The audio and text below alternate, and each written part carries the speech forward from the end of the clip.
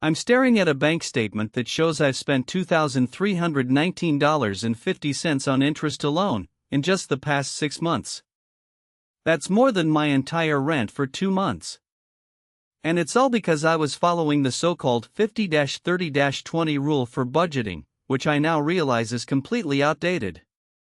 You're probably doing the same thing, allocating 50% of your income towards necessities like rent, utilities, and groceries, 30% towards discretionary spending, and 20% towards saving and debt repayment.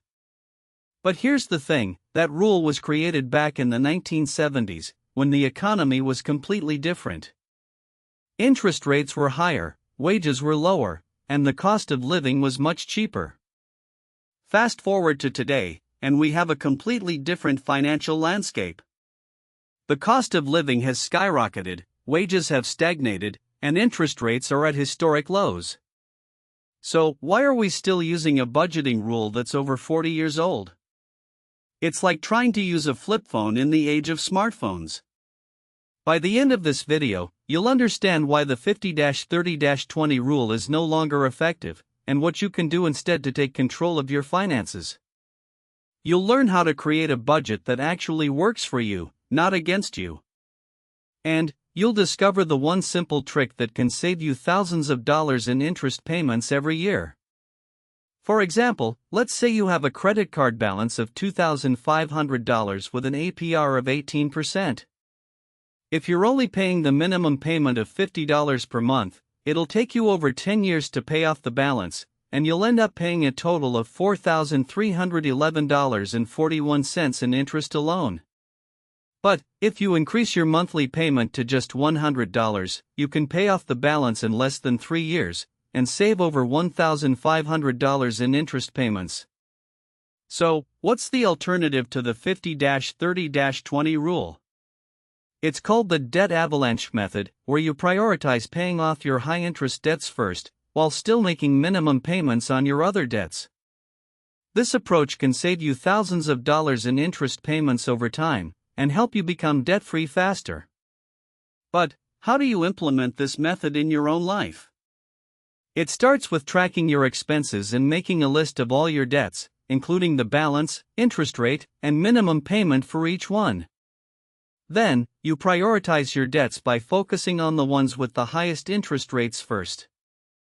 For instance, let's say you have 2 credit cards, one with a balance of $1,000 and an APR of 20%, and another with a balance of $500 and an APR of 12%. You would prioritize paying off the first credit card with the 20% APR, while still making minimum payments on the second credit card.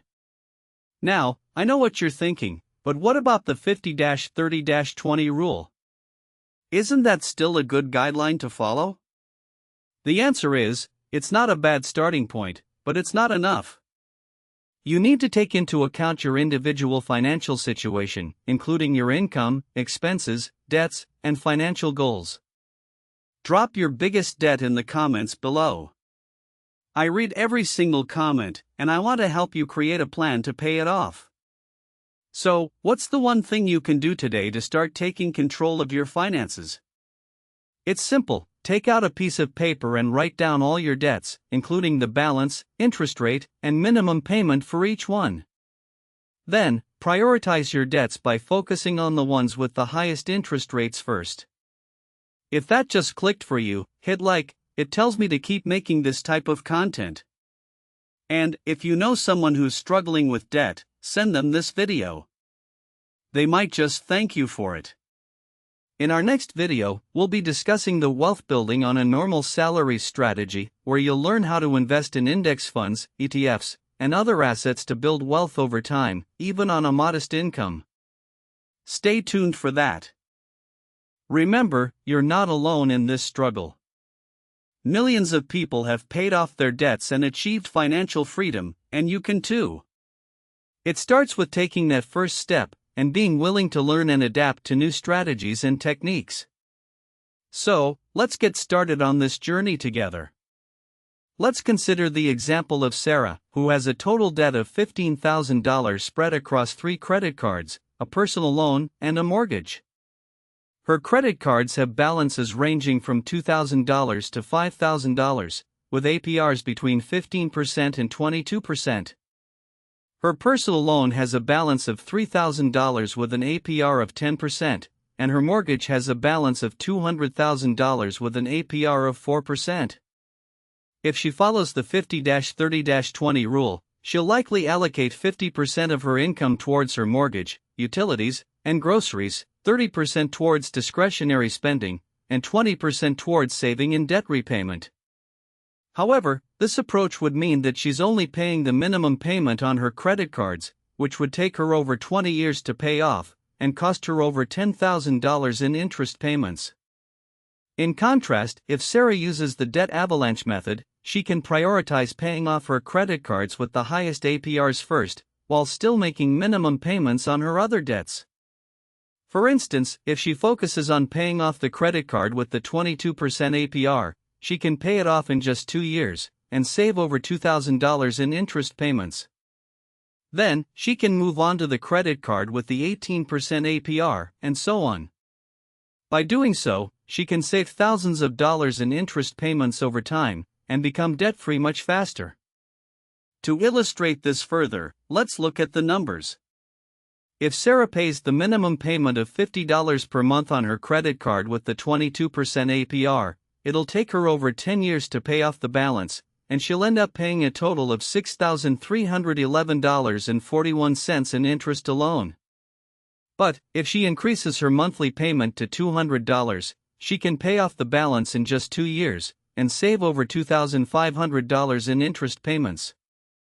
Similarly, if she pays the minimum payment of $100 per month on her credit card with the 18% APR, it'll take her over 7 years to pay off the balance, and she'll end up paying a total of $3,419.19 in interest alone.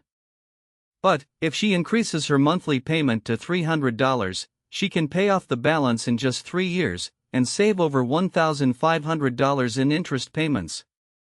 Another example is John, who has a total debt of $30,000 spread across 2 credit cards, a personal loan, and a mortgage. His credit cards have balances ranging from $5,000 to $10,000, with APRs between 18% and 25%. His personal loan has a balance of $5,000 with an APR of 12%, and his mortgage has a balance of $250,000 with an APR of 4%. If he follows the 50-30-20 rule, he'll likely allocate 50% of his income towards his mortgage, utilities, and groceries, 30% towards discretionary spending, and 20% towards saving and debt repayment. However, this approach would mean that he's only paying the minimum payment on his credit cards, which would take him over 25 years to pay off, and cost him over $20,000 in interest payments. In contrast, if John uses the debt avalanche method, he can prioritize paying off his credit cards with the highest APRs first, while still making minimum payments on his other debts. For instance, if he focuses on paying off the credit card with the 25% APR, he can pay it off in just 3 years, and save over $5,000 in interest payments. Then, he can move on to the credit card with the 20% APR, and so on. By doing so, he can save thousands of dollars in interest payments over time, and become debt-free much faster. To make this strategy even more effective, it's essential to consider the snowball effect. The snowball effect refers to the idea that as you pay off each debt, you can use the money you were previously paying towards the debt to pay off the next debt, and so on. This creates a snowball effect, where the amount of money you have available to pay off your debts grows exponentially over time. For example, if you're paying $500 per month towards a credit card with a 20% APR, and you pay it off in 2 years, you can then use that $500 per month to pay off the next credit card with an 18% APR. By doing so, you can pay off the next credit card in just 1 year, and save over $1,000 in interest payments. It's also crucial to consider the importance of emergency funding. Having an emergency fund in place can help you avoid going further into debt when unexpected expenses arise. For instance, if you have a car breakdown and need to pay $1,000 for repairs, you can use your emergency fund to cover the cost, rather than putting it on a credit card with a 20% APR. By doing so, you can save over $200 in interest payments and avoid adding more debt to your existing balances. In addition to using the debt avalanche method and considering the snowball effect and emergency funding, it's also essential to negotiate with your creditors. Many creditors are willing to work with you to lower your interest rates or waive fees, especially if you've been a loyal customer. For example, if you've been paying your credit card bill on time for the past year, you can call your creditor and ask them to lower your APR from 20% to 15%. By doing so, you can save over $500 in interest payments per year and make it easier to pay off your debt. Furthermore, it's essential to consider the impact of compound interest on your debt.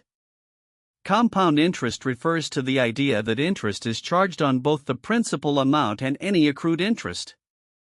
For example, if you have a credit card with a balance of $2,000 and an APR of 20%, and you're only paying the minimum payment of $50 per month, you'll be charged interest on the principal amount of $2,000, as well as any accrued interest.